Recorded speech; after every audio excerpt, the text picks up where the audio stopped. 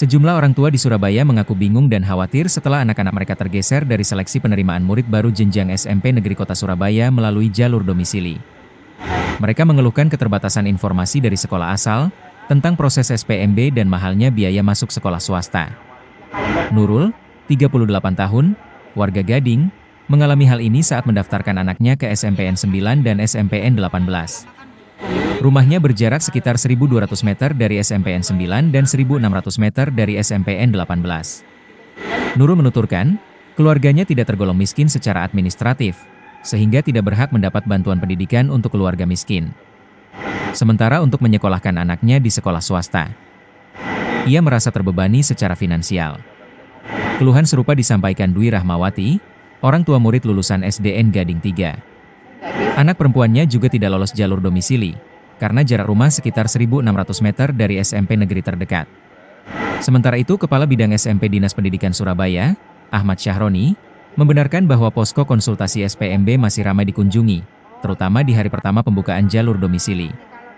Ia menyebutkan, Dispendik telah menyediakan berbagai jalur untuk masuk sekolah negeri sebelum membuka tahap terakhir, yaitu jalur domisili. Selain itu, masih ada sekolah swasta yang bekerja sama dengan Pemkot Surabaya untuk memberikan bantuan biaya pendidikan bagi siswa dari keluarga tidak mampu. Iya, sekarang urutan terakhir. Nah ini nanti kalau hilang itu masuk yang pilihan keduanya tadi di 49. 49 cuma satu. Iya, jadi nggak bisa satu nama itu masuk iya gitu. Intinya gitu ya. Jadi pilihan pertama kalau kegeser. Di sana. Kalau di sana sudah kegeser dari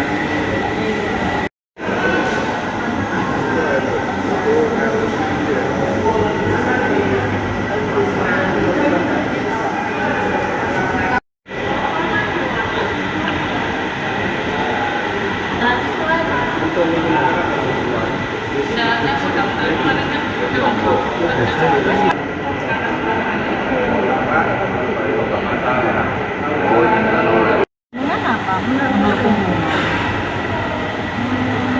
Yang bisa 19. Yang kemarin yang jadinya dulu mau lulus 19. Ya, harus konsultasi kita kalau anak kita sudah nggak diterima, minta pengajuan penambahan paku. Tapi kita harus nunggu tanggal 7 ya kalau diterima. Kalau enggak, kalau kita ke swasta gimana? Dana kita kan juga nggak punya gitu loh. Jaraknya di rumah sama sekolah berapa meter, Bu? 1.200 lebih. Itu di SMP mana? SMP 9. Pilihan kedua berarti lebih jauh lagi ya? Iya, SMP 18. Itu tadi daftarnya jam berapa, Bu? Jam 001. Terus kegeser di menit ke berapa? Menit ke 20-an. Nggak sampai. Nggak sampai 5 menitan udah nggak ada namanya. Terus kalau swasta pertimbangannya apa, Bu? Kalau di swasta kita keberatan dari SPP-nya itu kan. Gitu loh. Kalau di negeri kan kita nggak bayar SPP gitu loh, cuman buku. Kalau di swasta kita bayar SPP uang gedung gitu. Terus belum kita nanti bayar tiap tahunnya itu Kak. sehingga perlu diterangkan. Kalau sudah diterangkan baru paham. Jadi sudah nggak ada masalah PIN dan lain-lain, sudah nggak ada ya, Pak? Rata-rata menanyakan posisi gitu ya? Ya, bahkan yang terlambat pun itu ya kita fasilitasi, kita bantu ini. Jadi sebenarnya secara umum kan itu ada validasi PIN di awal, terus habis itu ada uji coba 1, uji coba 2. Ini kan mereka ini kalau nggak berarti kan nggak ngikuti ini. Gitu. Itu ada yang nggak ngikuti itu. Pas mau validasi PIN nggak ikut, uji coba nggak ikut, uji coba 2 nggak ikut, baru itu udah muncul. Nah ini mestinya kan ya nggak tahu, nggak ada yang arahkan atau nggak pernah gabung sama komunitas. Pak, sejauh ini biasa untuk jalur domisili 1 dan 2 biasanya paling jauh itu sampai berapa meter, Pak? Wah itu nggak bisa beda-beda ya. Beda kecamatan itu beda kepadatan penduduknya seperti apa. Yang jelas intinya di zona 1 itu adalah ukuran jarak yang mengabaikan kecamatan dan lintas daerahnya. Sedangkan zona 2 itu diperuntukkan untuk yang satu kecamatan dalam satu sekolahnya. Jadi kan ada dia itu tinggal di kecamatan yang sama, di sekolah itu sama, tapi jaraknya jauh, maka difasilitasi zona 2 ini. Kalau dia milih pakai zona 2 walaupun jauh, dia kan dalam satu kecamatannya, maka ada kuota. Ya, ada kuota 20% itu.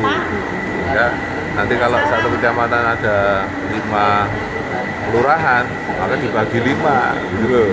Masing-masing kelurahan walaupun dekat walaupun jauh dalam kecamatan itu ada kuota yang sama. Ada tahapan-tahapan mulai dari afirmasi, prestasi lomba, prestasi nilai, baru zona ini kan itu.